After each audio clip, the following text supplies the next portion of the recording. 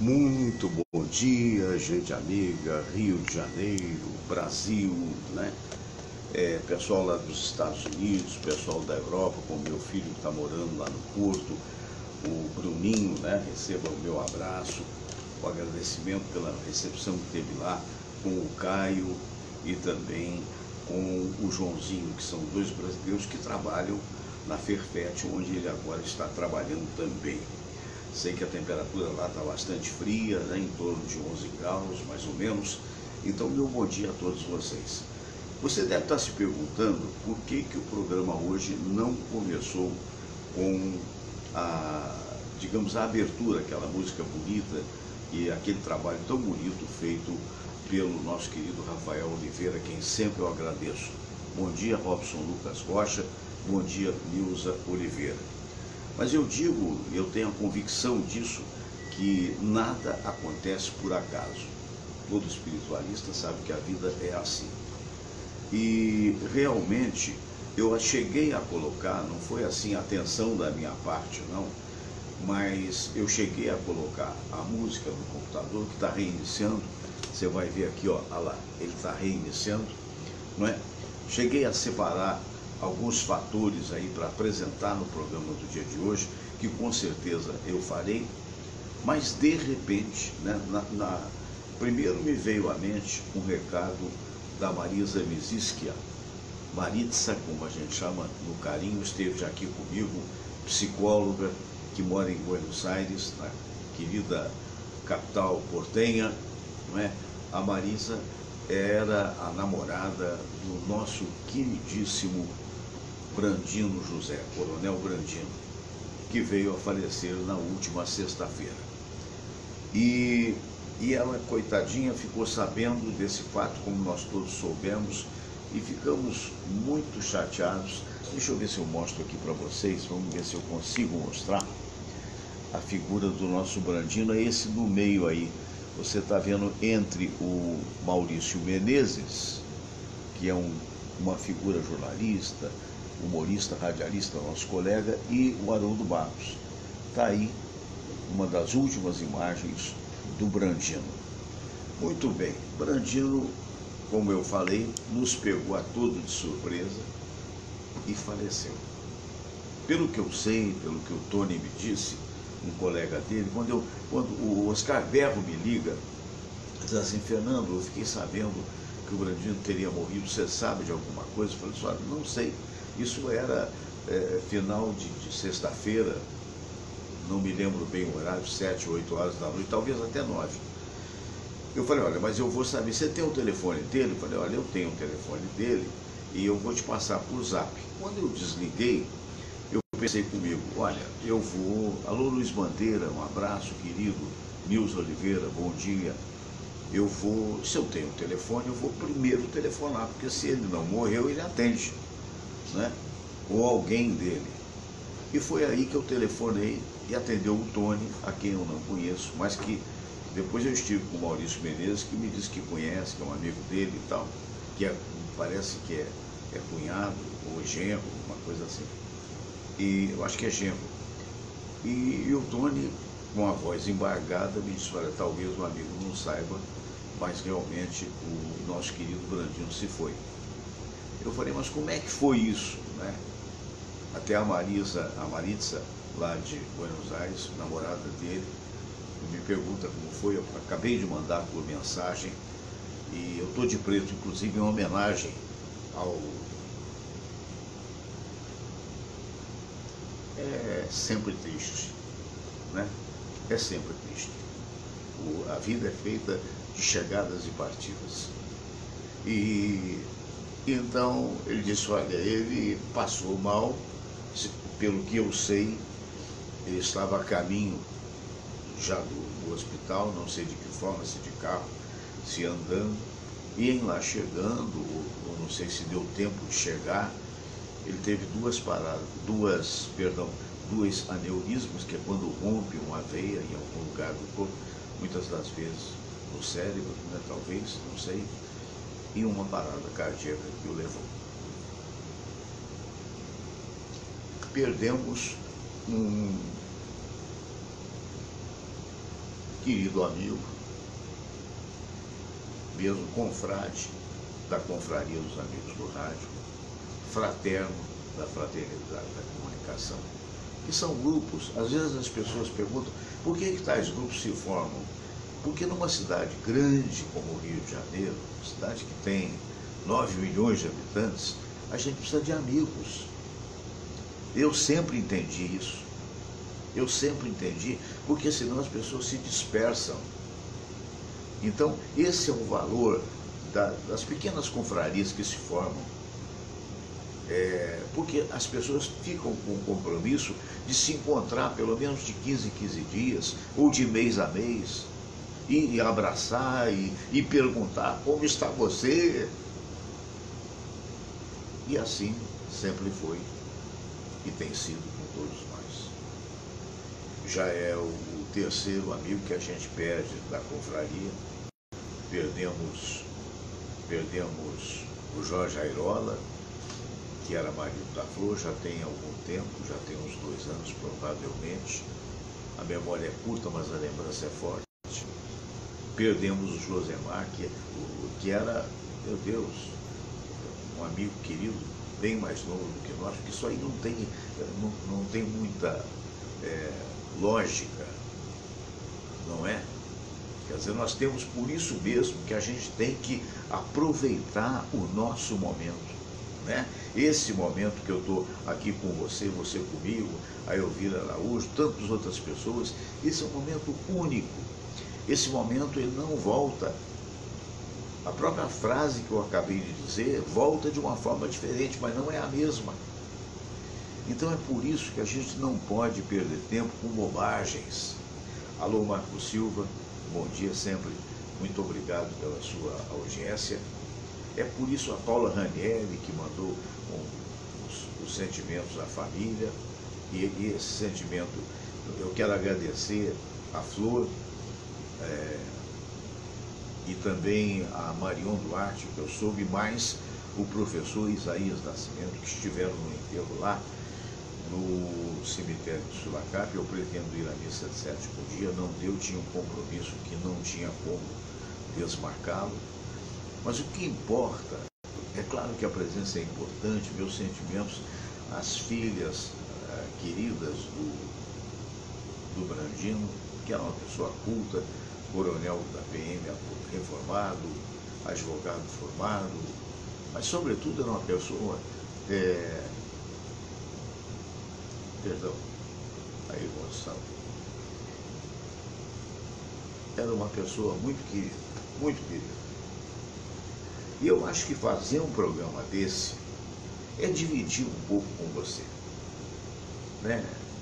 Me perdoe se eu não abrir com aquela alegria toda que normalmente às vezes me acontece, mas é quando de repente deu qualquer coisa no computador que disse, olha, não deu para renderizar, eu lá sei o que é isso. Eu tinha armado toda a situação que é feita aqui nessa telinha que você vai ver, é onde você vê a abertura do programa, onde você vê os quadros, onde você vê, digamos assim, João Carlos Vieira. Vamos todos rezar a prece de Caritas e depois a oração bíblica que um dia Jesus nos ensinou. Então vamos para a prece. Não tem como, mas Deus nosso Pai, que sois todo poder e bondade, dai a força àqueles que passam pela aprovação. Dai a luz àquele que procura a verdade. Põe no coração do homem a compaixão e a caridade. Deus, dai ao viajor a estrela guia, ao aflito a consolação, ao doente o repouso. Pai, dai ao culpado o arrependimento, ao espírito a verdade, à criança o guia, ao órfão o pai. Senhor, que vossa bondade se estenda sobre tudo que criastes. Piedade, Senhor, para aqueles que não vos conhecem. Esperança para aqueles que sofrem. Que a vossa bondade permita aos espíritos consoladores derramarem por toda parte a paz, a esperança e a fé. Deus, um raio, uma faísca do vosso amor pode iluminar a terra. Deixai-nos beber nas fontes dessa bondade fecunda e infinita, e todas as lágrimas secarão, todas as dores se acalmarão. Um só coração, um só pensamento subirá até vós, como um grito de reconhecimento e amor. Como Moisés sobre a montanha, nós vos esperamos com os braços abertos, ó bondade, ó beleza, ó perfeição. E queremos de alguma forma alcançar a vossa misericórdia. Deus, dai-nos a força de ajudar o progresso a fim de subirmos até vós. Dai-nos a caridade pura, dai-nos a fé e a razão, dai-nos a simplicidade que fará de nossas almas o espelho onde há de se refletir a vossa santa imagem.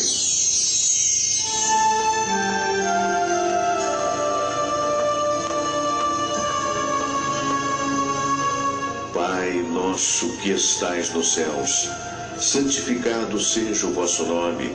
Venha a nós o vosso reino. Seja feita a vossa vontade, assim na terra como no céu. O pão nosso de cada dia nos dai hoje. Perdoai, Senhor, as nossas ofensas, assim como nós perdoamos aqueles que nos ofenderam. E não nos deixeis cair em tentação, mas livrai-nos de todo mal. Porque teu é o poder, e tua é a glória, por todo sempre. Amém. Amém. Pois é, vai entender o que aconteceu aqui. Nada acontece por acaso, continuo dizendo. Eu comentava com vocês da morte de um amigo nosso, o Brandino, que se foi na última sexta-feira, né? E como disse, eu preparei o programa naturalmente com a intenção também de, no início, falar dessa figura tão agradável, tão simpática, tão querida por todos nós. E por qualquer motivo, faltando um minuto para o programa, de repente deu qualquer coisa no computador. Nesse computador aqui que eu estava falando, que é onde a gente faz todo o trabalho de vídeo do programa, né? A gente tem um telão aqui também, que esse é mais para ser visto por parte dos nossos convidados. Mas é nesse aqui que a gente faz esse trabalho de abertura e tal. E de repente, pau, aconteceu qualquer coisa, e eu estou falando com vocês, e de uma forma absolutamente inédita, dispara a oração. Que bom, né? Que bom que pelo menos disparou a oração e não veio, digamos, uma das músicas programadas, alguma coisa que tiraria um pouco da seriedade do que eu estava falando. Então, na verdade, é isso. Quer dizer, nós perdemos um amigo querido, todos nós sentimos muito, todos nós. Mas a vida é feita de chegadas e partidas, não é mesmo? A gente sabe que é assim e vai fazer o quê, né? E de uma certa forma também de improviso. A característica desse programa é a característica do improviso. Eu recebo muitos convidados, você vai ver que a minha sala de visitas hoje está com a luz apagada, porque é uma semana meio complicada para convidados. Alô, Marcelo Gomes, bom dia. Porque é natural, está se aproximando do Natal, na terça e na quarta, véspera de Natal da semana que vem, e Natal eu não vou fazer o programa, claro, e também nem no dia 31, né? Então a gente concentra nessa parte que antecede, mas nem sempre é possível que todos venham. E no dia de hoje eu já tinha deixado para fazer uma espécie de retrospectiva de algumas coisas que aconteceram. Bom dia, Marcelo Gomes, um abraço para você, ao João Carlos Viegas. Qualquer dia eu gostaria de tê-lo aqui, ao Fábio Vitor, que está me vendo aqui também, né? Então, meus amigos, quer dizer, é isso, né? O que a gente tem mesmo que aproveitar, você vai me acompanhando aqui, já que o computador resolveu brincar com a gente brinca com ele também. Uma coisa que eu aprendi, quando você faz um programa, seja de rádio, o que for, você tem que ter calma. Você não pode se apavorar, E não pode perder a naturalidade, né? Quando acontece um negócio desse, agora acabei de botar a senha desse computador. Quando acontece um negócio desse, quer dizer que de repente ele diz assim para você, se você faz TI, você sabe o que é, eu não sei. Diz assim, olha, não deu para renderizar, eu sei lá o que é renderizar, né? Reinicie o seu computador. Faltando 1 minuto para a abertura do programa, vamos reiniciar, não tem jeito. Aí eu me lembrei desse querido amigo, dessa figura fantástica que enriqueceu as nossas vidas e que hoje está com o Papai do Céu, né? Eu vou até mais uma vez mostrar para você, tá ele aqui, ó. Opa, aqui, ó, agora você vai ver. Tá vendo? Esse de branco aqui, não está dando muito a imagem, vamos ver se do outro lado tá. Fabrício Huguenin, abração. Olha aqui, tá vendo? Aqui está o Brandino que se foi, tá vendo? Ao lado do Maurício Menezes, de camisa azul, e de camisa preta, o Haroldo Barros, num dos encontros muito felizes lá em Copacabana. Pois é, eu sei que eu estive com o Maurício Menezes e quando eu disse para ele, né? Não que a gente não viva, a gente continua a vida enquanto nos for possível viver, né? A gente sente, né? Somos amigos, somos irmãos. Bom dia, Hernani Sampaio, Marcos Paixão, né? Para quem, como eu, acredita que a vida continua após a morte, acredita que na sobrevivência do espírito, seguramente a gente sabe que segue o seu caminho e a gente espera que esse caminho seja sempre de muita luz. Mas é isso. Então eu não tive, para ser sincero, a intenção de começar o programa sem a música. Não tive. Aconteceu incidentalmente, né? Aconteceu incidentalmente, mas o problema, o bom é que aconteceu. Por quê? Porque tinha a ver. Por que será que intuitivamente eu botei a camisa preta? Tive a intenção da homenagem do luto? Não tive. Mas de repente lembrei dele após ter colocado uma camisa muito simples e muito, digamos assim, sentida até. Então eu estou aqui tentando ver se eu faço o programa hoje um pouco mais interessante e comunicando a você, olha, a coisa está sendo feita de improviso, né? Ó, agora eu vou pular um anúncio, porque realmente, convenhamos, assim, elas preferem os feios ou bonitos? Vamos com uma amenidade? Eu vou trazer para vocês aqui um apanhado de coisas da internet. Misteriosamente, o computador que eu reiniciei e que deveria recomeçar de uma forma zerada. Por quê? Porque todo dia eu acordo aqui e eu vou pesquisar as coisas que eu posso botar para vocês, as músicas dos meus amigos, da Marion Duarte, do João Mossoró, do Beto Aquino, né? Do nosso querido Osmar do Breca, artistas que estão sempre povoando o nosso programa, Letícia e Vanessa, que na quarta-feira deverão estar aqui. Então eu jogo tudo bonitinho ali e algumas passagens interessantes da internet. Pá! O computador desliga. E tal, eu sou obrigado a começar o programa de uma forma inteiramente diferente. O computador religa, sozinho. Coloca a oração sozinho. E o computador faz, depois de ser reiniciado, quer dizer, ele desliga para ligar, ele deveria abrir zerado. Ele abre com tudo aquilo que eu escolhi. Não é? Meu amigo, há mais mistério entre o céu e a terra que os aviões de carreira, né? Eu vou trazer para você uma fala da Érica Patrícia, que tem um canal interessante, eu recomendo. A Érica, ela é uma moça muito bonita, ela tenta explicar se os homens preferem os feios ou os bonitos, né? Então nós vamos ver aqui, tá tudo certinho.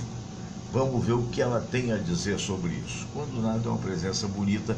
Bom dia, Tânia Malheiros, essa grande cantora, querida amiga que fez muito sucesso no Cariocando, né? Vamos aqui ver, aqui já está a nossa querida Érica Patrícia, que vai falar se os homens preferidos são os feios ou bonitos. Mulheres, attention please, e homens, muito mais atenção. Vamos lá. Oi gente, tudo bem? Sejam bem-vindos ao canal Pronto Valéria. E eu resolvi gravar esse vídeo hoje falando sobre: será que as mulheres só gostam dos caras altos, fortes, barriga de tanquinho e barbudo? Bom, vários vídeos que eu posto aqui no canal, os homens participam comentando e alguns sempre rebatem, vamos dizer assim, minhas teorias, dizendo que não, que a mulher ela gosta mesmo é só de duas coisas: homem endinheirado e homem alto, sarado, barriga de tanquinho, forte e musculoso. Gente, eu acho que vocês estão enganados, porque eu sei que muitos homens utilizam-se de toda aquela explicação antropológica do homem das cavernas, de a necessidade de ser o provedor, então ele tinha que ser o cara sarado e blá. Ok, gente, mas a gente tem que pensar uma coisa: os tempos mudaram, a espécie humana evoluiu e hoje em dia as mulheres trabalham, elas dão conta do recado. Então já não é tão gritante essa necessidade do homem ser o provedor total. Então, a partir desse momento, as mulheres começaram a olhar a beleza também. Então, a hipocrisia é dizer que mulher não gosta de homem bonito. Mas o problema aqui, o que pega, é quando vocês especificam um determinado biotipo de homem e classificam como, rotulam todas as mulheres como se elas só fossem se interessar por esse determinado perfil de homem. Eu não gravei um vídeo aqui falando sobre a questão de que o homem não procura somente a siliconada da cinturinha fina, do bundão empinado, do cabelo liso batendo na bunda para se relacionar, que o homem gosta da mulher vaidosa, feminina, que não implica, né, esse perfil X ou Y. Então, gente, para a mulher vale a mesma coisa. Tem muitas que vão gostar do baixinho, outras do mais alto, outras em compensação do gordinho, outras do grisalho, outras acham lindo um careca, outros gostam da barba, mas tem outras que vão gostar do rostinho lisinho de bebê. Então não existe isso de que mulher só quer o saradão bombado, tá? Isso é um erro. É claro que numa festa o bonito vai chamar atenção, né? Esse cara saradão, ele vai atrair os olhares das mulheres e sim, ele vai ter mais sucesso, né?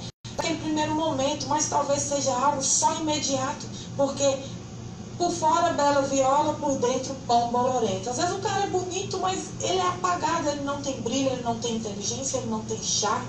Então ele não seduz, ele não conquista, ele só atrai. Em termos de pregação, realmente ele sai na frente, mas para se relacionar, isso não garante o sucesso total. Então assim, a beleza ela é muito relativa. E a mulher, quando ela avalia o cara, se ela tem interesse de ficar com ele ou não, ela se faz duas perguntas: será que eu beijaria esse cara?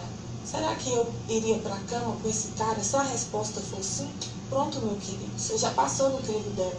Agora, se ela realmente falar: não gostei, olha esse cabelo, então olha esse corpo, aí realmente ela já criou uma aversão, ela já está repudiando o cara, não adianta. Mas do caso contrário, não tem por que ela não ficar com você.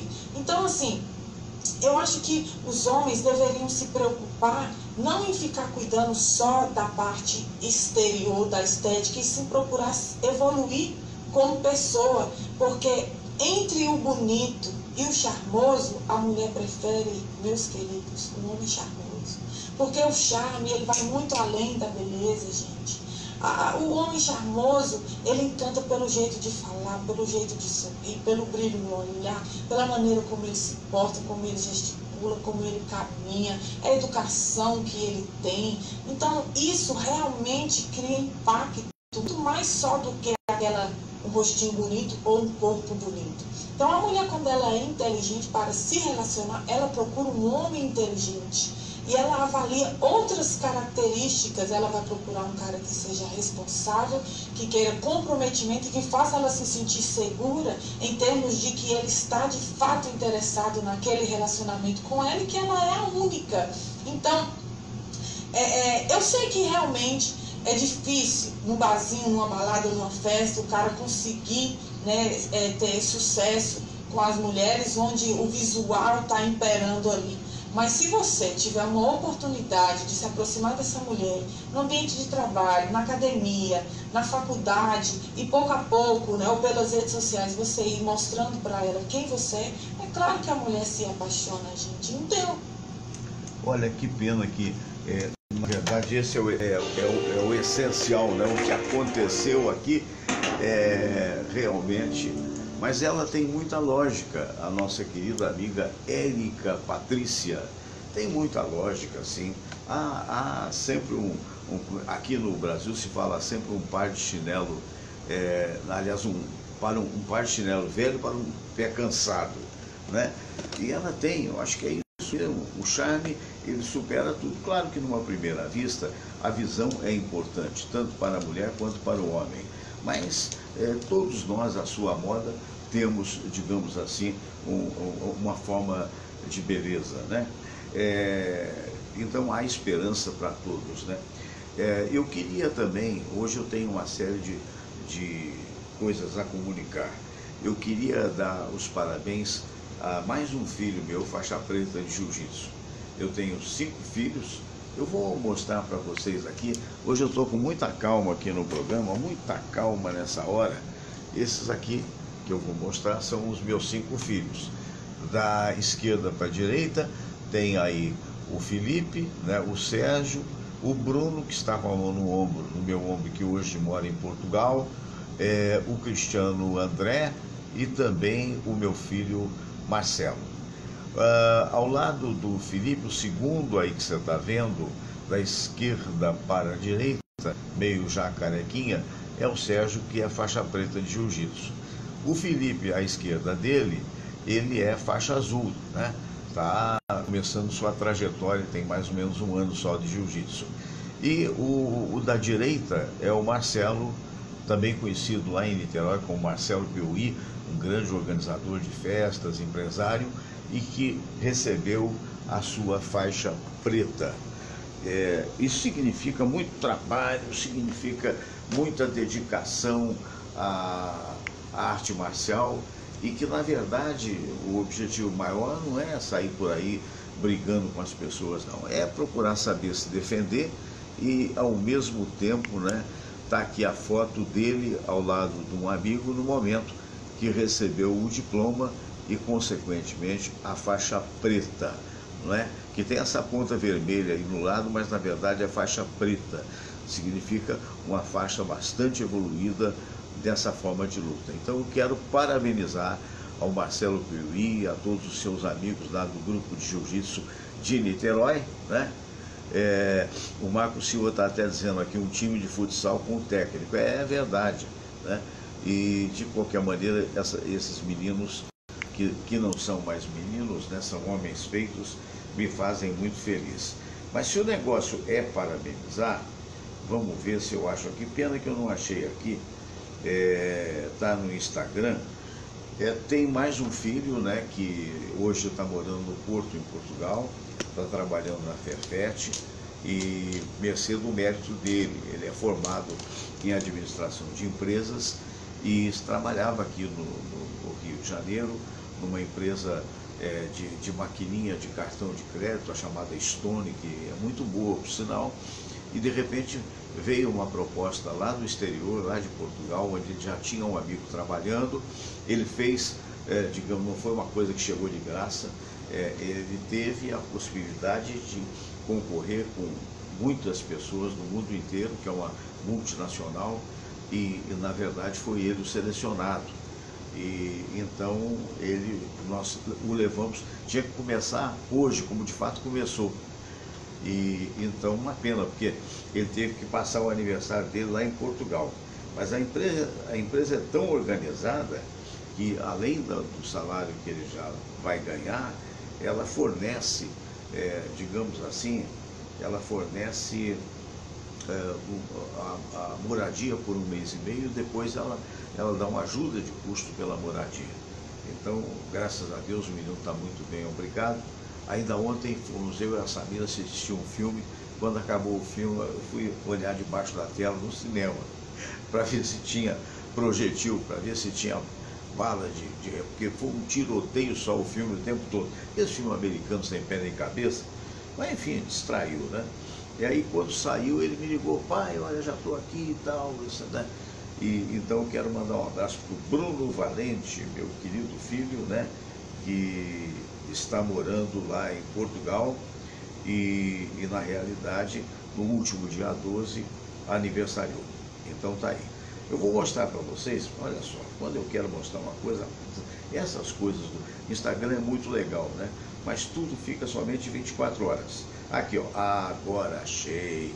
Olha só onde é que o Bruninho está morando, um hotel da melhor qualidade. Bruninho é esse menino aí de camisa listrada, tá vendo? Os outros dois são brasileiros, lá no Porto. Você vê que vista maravilhosa que tem o apartamento que ele está morando no hotel. Ao lado dele estão o de barba, que é o Caio, e o sem barba, que é o Joãozinho, que foi a pessoa que informou para ele que haveria uma vaga e que ele acabou conquistando. Então, meu muito obrigado ao Caio, porque quando ele chegou em Portugal, alguns dias o Caio o hospedou, porque o hotel só podia entrar a partir do dia 15, foi o que ele fez, e o Joãozinho que deu a indicação. Então tá aí o Bruninho, né? Muito bem, valeu, Bruno. Então, e o pai babão aqui, orgulhoso desses meninos. Então é isso, quer dizer, a gente está aqui, eu vou trazer, como eu falei para você, quando o programa então, basicamente, há muito tempo, é um programa de improviso. Quando a gente fazia na rádio, por exemplo, um debate, geralmente nós temos uma equipe de produção que apresenta os temas, isso e aquilo e tal. Mas com o tempo, você vai desenvolvendo a capacidade digamos assim, de improvisar, ou de perceber, ou de amealhar na memória os grandes acontecimentos, para que de alguma forma você possa trazer sensor de 48 MP Night Vision para você não perder o show de... Engraçado que agora sim, agora eu parei um pouquinho com a coisa. Então, o que eu quero dizer é o seguinte, tá vendo como é que é? Quer dizer, aconteceu um fato novo aqui, surgiu uma propaganda que não era para surgir. Então o rádio é feito assim. Quer dizer, mesmo que grandes comunicadores tenham na mente, no caso do rádio, os temas, são eles, os comunicadores, que escolhem, né? Então, aquilo que vai ser comentado. Então o nosso programa é feito de duas maneiras. Ele tem, às vezes, a participação de convidados queridos, como teremos amanhã. Amanhã nós teremos aqui um grande médico, o doutor Cícero Munhoz, que é chefe médico do Hospital Alemão do Amparo. Teremos o doutor Luiz Aibinder. O Aibinder é um dos grandes psicólogos do Rio de Janeiro e do Brasil. E teremos também o professor Pedro Carlos, que é professor universitário, doutor em matemática, mas é doutor em vida. Então será um programa extremamente interessante. No dia de hoje está sendo um programa mais intimista, né? Eu estou revelando algumas coisas pessoais para vocês, na esperança de fazê-los meus grandes amigos. Eu vou pular esse anúncio aqui, se for possível, parece que é. E vou pessoal, o BNDES divulgou uma lista com mais de 130 nomes de empresas e atrás delas indivíduos. Karma, eu vou trazer para você aqui. É isso aí, é muita calma nessa hora.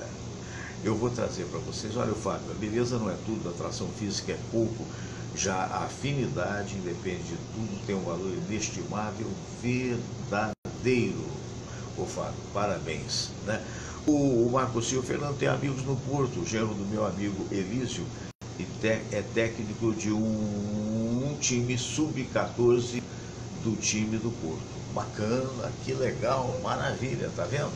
Tá vendo? Nada acontece por acaso, meu amigo. Eu vou trazer uma coisa que eu havia selecionado para vocês, que é do William Vac, que é um jornalista que eu admiro muito e sou muito grato por ele existir e por ele publicar sempre os seus pensamentos no painel WW. Vamos ver o William Vac contando a divulgação pelo BNDES de uma lista de compradores de jatos da Embraer, deu ainda mais ímpeto a uma discussão cheia de hipocrisia e totalmente fora do eixo.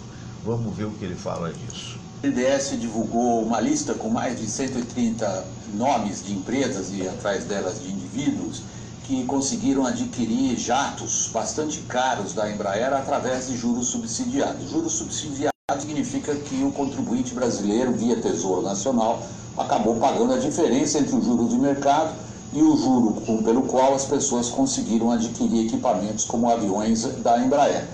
Eu vim participar dessa discussão porque me parece que ela está completamente fora do eixo e se tornou, em boa medida, um exercício de politicagem do seu pior nível, fora a hipocrisia aí embutida.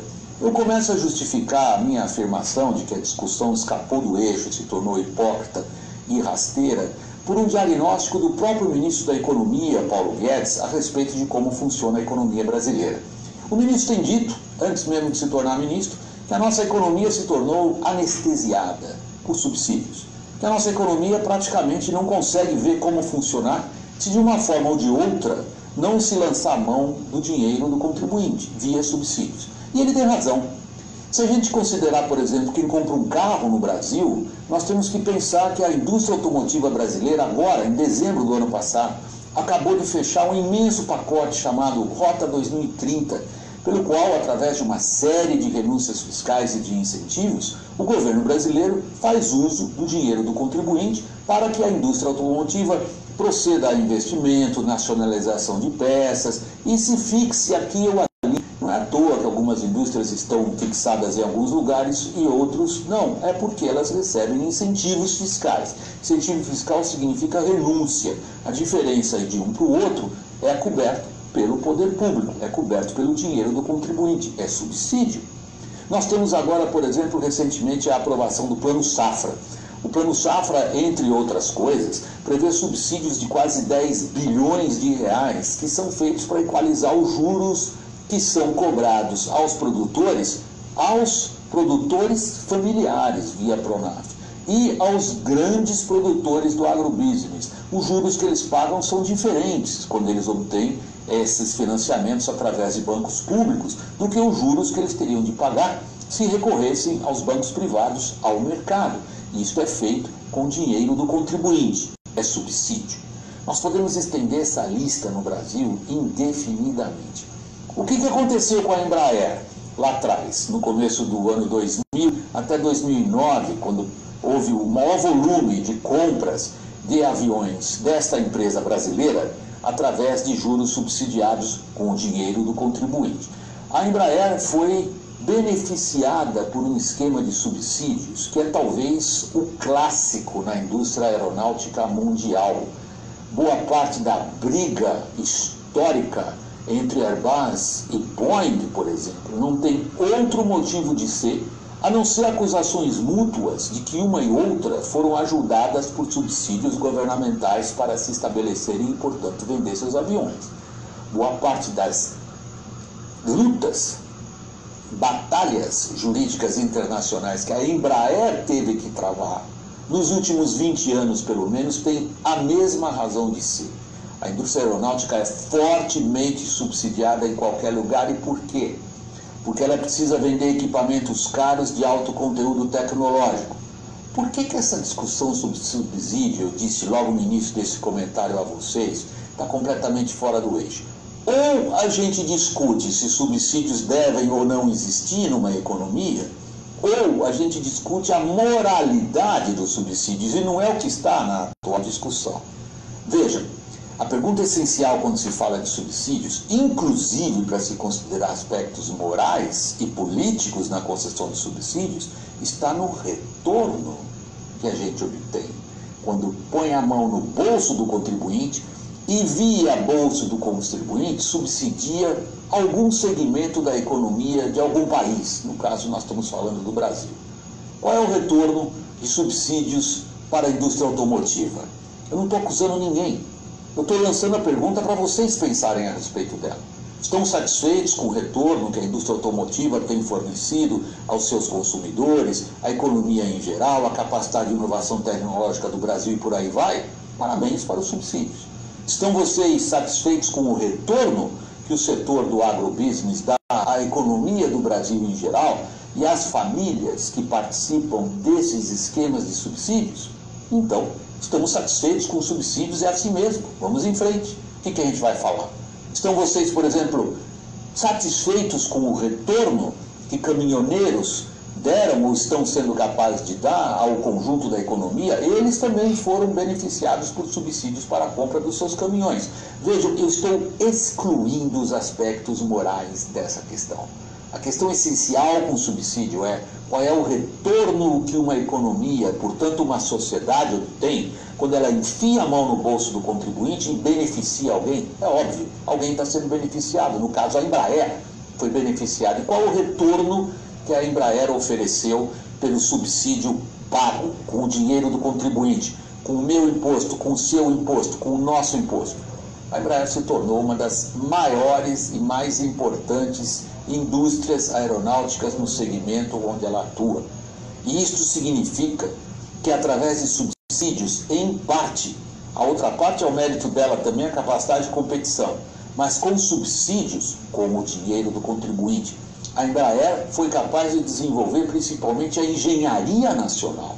Não se trata apenas de fabricar uma asa de avião, uma fuselagem, um componente, um motor, coisas que, aliás, ela boa parte terceiriza. Não. Ela, através de um bom subsídio, conseguiu criar uma engenharia aeronáutica nacional, que é o que explica o enorme sucesso que a Embraer teve. Por isso que me parece que a discussão é hipócrita. Colocar uma lista de mais de 130 indivíduos e entidades que puderam adquirir um equipamento tão caro e com esse símbolo tão forte associado a ele, que é o jato para uso particular, como se fossem pessoas que tivessem se beneficiado ilícita ou, no mínimo, imoralmente do dinheiro do contribuinte, me parece hipócrita quando a gente considera que subsídio é essencial para qualquer indústria aeronáutica, e nós no Brasil conseguimos construir uma bela indústria aeronáutica, por sinal. Ou quando a Embraer constrói um transporte militar como o KC-190, que vai ser vendido para o mundo inteiro, espera-se. Isso foi feito com o quê? Isso foi feito também com o dinheiro do contribuinte. E vejam também, por último, aqueles 130 nomes que estão lá nessa lista, como colocados ali numa perspectiva que me parece absolutamente negativa, de politicagem barata, de acusá-los como se tivessem cometido algum crime. Esses 130 nomes poderiam ter comprado um avião lá fora. Podiam tranquilamente, com o dinheiro que tem essas empresas, essas pessoas, adquirido um avião da Cessna, né, que é a principal concorrente da Embraer nesse segmento, aí estariam todos contentes.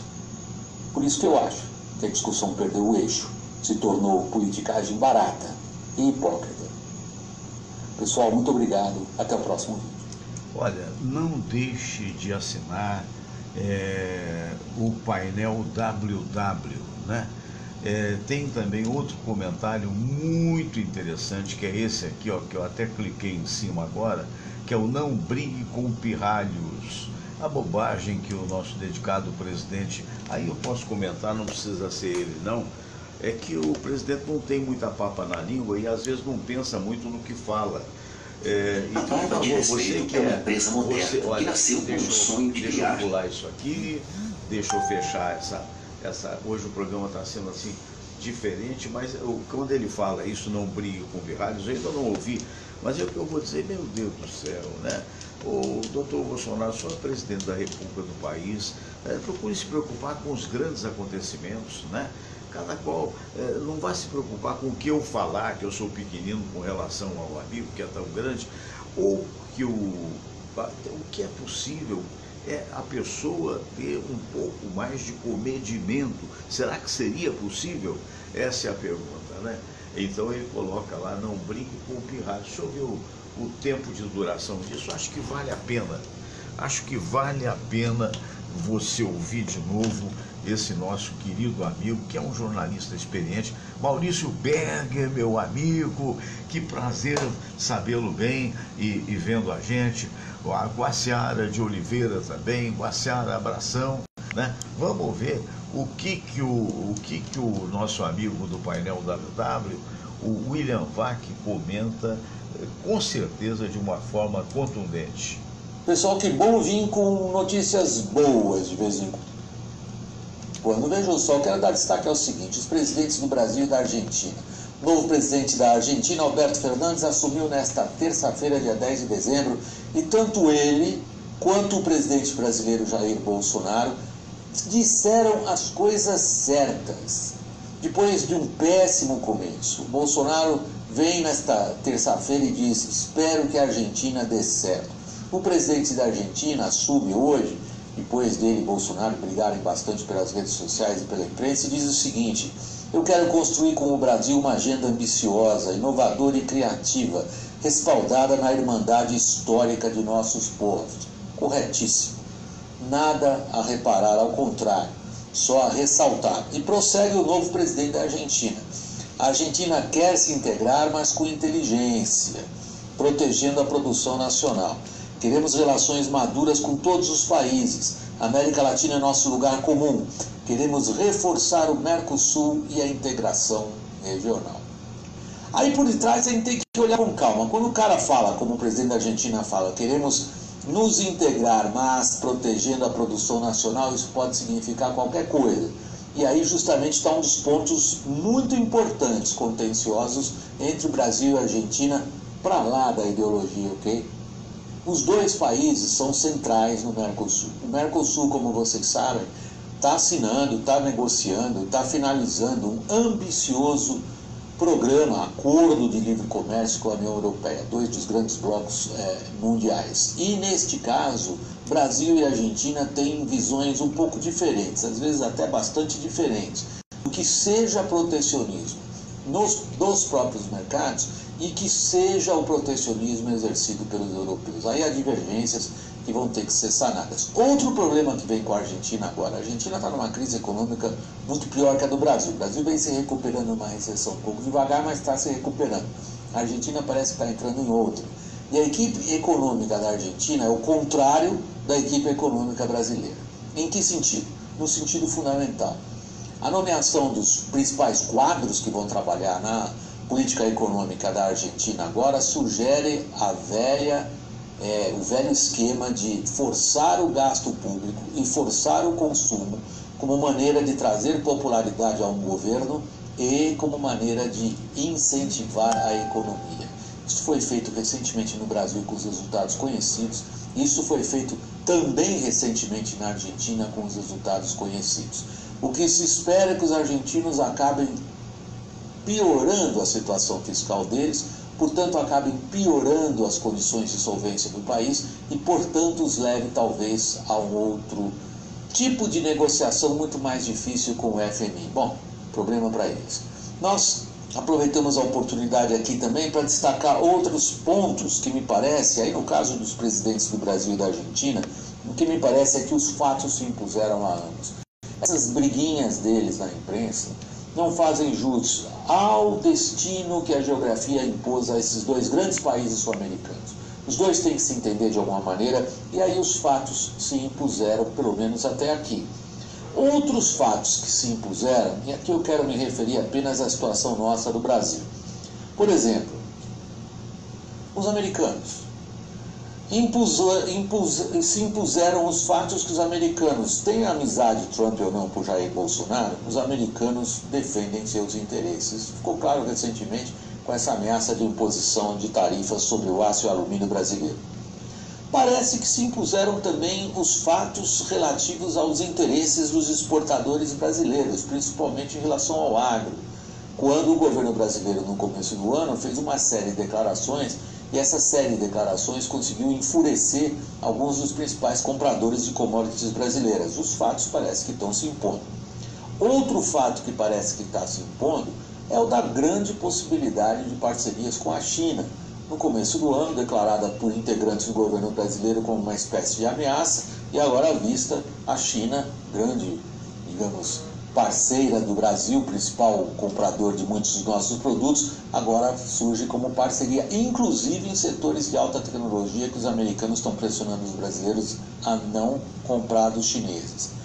Nós parece que vimos que alguns fatos se impuseram também em relação a várias tratativas diplomáticas nas quais nós, contradizendo algumas declarações no começo do ano sobre mudança climática, estamos sim empenhados. Há outro fato que está se impondo, vagarosamente, porém de forma muito séria em relação a exportadores brasileiros, que é a pressão que consumidores europeus, sobretudo, estão colocando sobre o setor exportador brasileiro em função de desmatamento e queimadas na Amazônia. O noticiário desses 2 últimos dias é muito contundente em relação a isso. Grandes organizações de varejo estão colocando realmente um ultimato em relação às exportações brasileiras. Ou a gente tem uma ideia melhor de qual é a política ambiental do governo brasileiro, ou as nossas exportações vão sofrer. São fatos se impondo. Um outro passou quase desapercebido, mas foi assinalado aqui para vocês no painel WW. É a postura do Brasil na questão do desenvolvimento de tecnologias nucleares para fins pacíficos. O Brasil, nesse ponto, assumiu até implicitamente a defesa do que fazem alguns países, como, por exemplo, o Irã, que desenvolve tecnologias muito similares a brasileiras para enriquecimento de urânio, contrário ao que os Estados Unidos pretendiam. A nossa, digamos, o nosso entusiasmo inicial em derrubar a ditadura venezuelana, que parecia incentivada, de certa maneira, por um bocado de amadorismo, tanto na Casa Branca como aqui, foi substituído agora, de novo, eu acho que os fatos se impõem, por tratativas diplomáticas que incluem algum tipo de negociação, vamos dizer, por detrás dos bastidores, vendo se é possível alguma forma de saída da ditadura venezuelana que inclua alguma conversa com a oposição. Isso está ocorrendo nos bastidores. Agora, alguns outros fatos que podiam se impor. Por exemplo, nunca brigue com pirralhos. Você vai sempre perder. O presidente Jair Bolsonaro resolveu chamar de pirralha aquela ativista adolescente sueca. Ela imediatamente enfiou no Twitter como característica da biografia dela, pirralha. Não brigue com pirralhos. Você sempre perde. Pessoal, até o próximo vídeo. Obrigado. Pois é. Esse é o painel WW. Eu concordo plenamente em gênero, número e grau com o que o nosso William Vac acabou de dizer. O nosso querido Gelson Cunha, que está gozando de festa na estrada, parado no posto, e diz assim, ele que é um rubro-negro ferrenho, diz, pra cima deles, bingo! E também o Marco Silva, está todo, vai entrar a verdadeira seleção brasileira. Não, não é a seleção brasileira. Pode ser até melhor do que a seleção brasileira, mas é o time do Flamengo. Eu acho até que é melhor, né? Mas não é uma seleção, é na verdade um time de futebol. E a seleção anda pior, anda jogando mal, infelizmente. Quem sabe aí não há uma mudança de técnico. Muita gente fala nisso. Eu acho que o Tite fez muito discurso, impressionou muito as pessoas, mas lamentavelmente ele não teve, digamos assim, a capacidade de unir aquela turma na Copa do Mundo, que decepcionou muito. A partir da Copa ele continua já com dúvidas de muita gente a respeito do trabalho que ele faz, né? Ele conta muita história, ele é bom de palestra, é bom de fala, mas tem hora que a fala só não é tão boa, né? É preciso agir. E essa é a pergunta que se faz. Daí eu entendo a colocação do Marco Silva quando diz, verdadeira seleção. Não, não é a verdadeira seleção. É um time de futebol, e inclusive não é porque tem vários estrangeiros nele, né? E a seleção brasileira não pode ter estrangeiro, né? Então, olha o Arrascaeta aí, que é um cracaço de bola e que é estrangeiro, né? Você pode, tem 2 ou 3 lá agora de memória. Então é isso, quer dizer, um time é um time, seleção é uma seleção, e a seleção disputa esse campeonato de seleções. Quero agradecer ao professor Isaías Nascimento, que aconteceu na última sexta-feira o almoço de confraternização da Confraria dos Amigos do Rádio, aqui no Caçador. E cada um levou um presente unissex e tal. Eu dei vinho, por exemplo, ganhei um CD muito legal do nosso querido Oscar Berro, e da Alcione, por sinal, de quem eu gosto muito. E, enfim, são pequenas lembranças. E o Isaías deu para a Samira uma camiseta do Flamengo, ela que é flamenguista também e tal. Mas eu acho o seguinte, que é preciso ter comedimento nessa hora, né? Em que o Flamengo vai disputar aí digamos, o campeonato mundial. E pela primeira vez, a meu ver, ele vai ser de fato campeão do mundo. Aí o pessoal vai gritar, vai dizer, não, mas peraí, ele foi em 81, né? Ele foi em 81 campeão transcontinental, porque não havia o campeonato mundial, não importa. Quer dizer, então você pode até tê-lo como mundial e tal, mas não era a mesma coisa.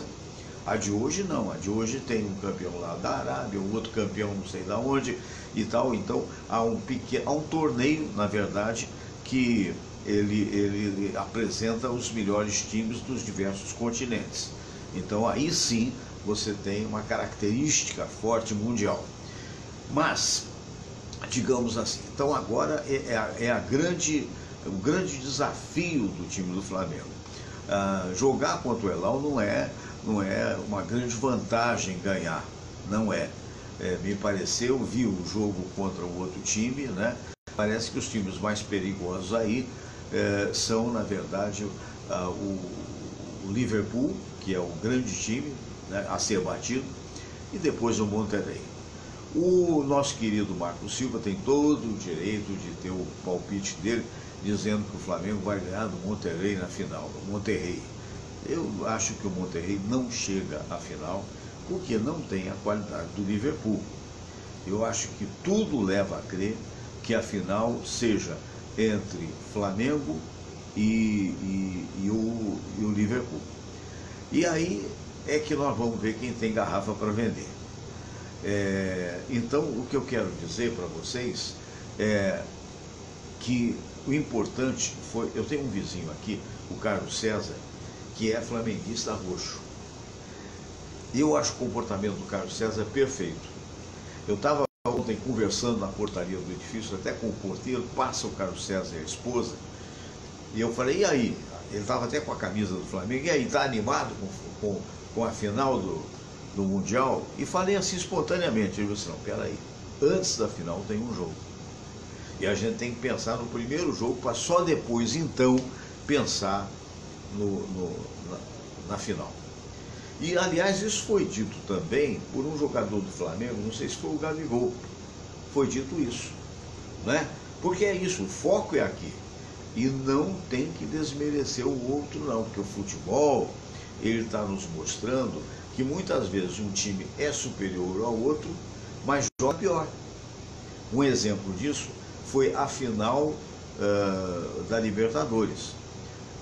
O time do Flamengo é um time superior, mostrou ser superior ao longo de todo o campeonato ao time do River Plate. No entanto, o River Plate jogou muito melhor os dois tempos, mas no finalzinho que aconteceu, em 3 minutos, por ter um excepcional finalizador, ou vários, o Flamengo virou um jogo. Então, como é que foi o resultado? O Flamengo se tornou campeão da Libertadores, merecidamente ser campeão da Libertadores, mas não foi o time que melhor jogou. Então não basta você ter o melhor time, você tem que estar muito atento. Recentemente, o Vasco da Gama, que é um time bem mais fraco, até por razões de dinheiro, está faltando dinheiro e tal, do que o Flamengo, conseguiu empatar com o Flamengo em pleno Maracanã, num jogo que até poderia ter vencido. Então, há que se calçar as sandálias da humildade.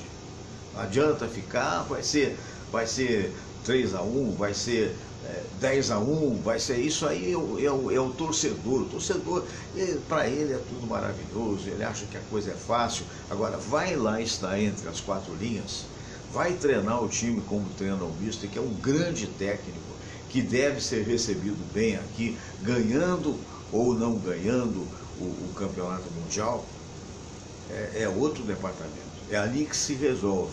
E o grande problema do futebol, e ao mesmo tempo, exatamente como diz o Marco, é uma caixinha de surpresa. O grande problema do futebol é que ele se define em detalhes. Meu pai falava, meu pai foi jogador, foi meia esquerda quando jovem, do Corinthians Paulista, né? E papai dizia, olha, nem sempre o melhor time ganha. Eu não estou dizendo que isso não possa acontecer. Não, pode acontecer. Normalmente, na maioria das vezes, o melhor time ganha.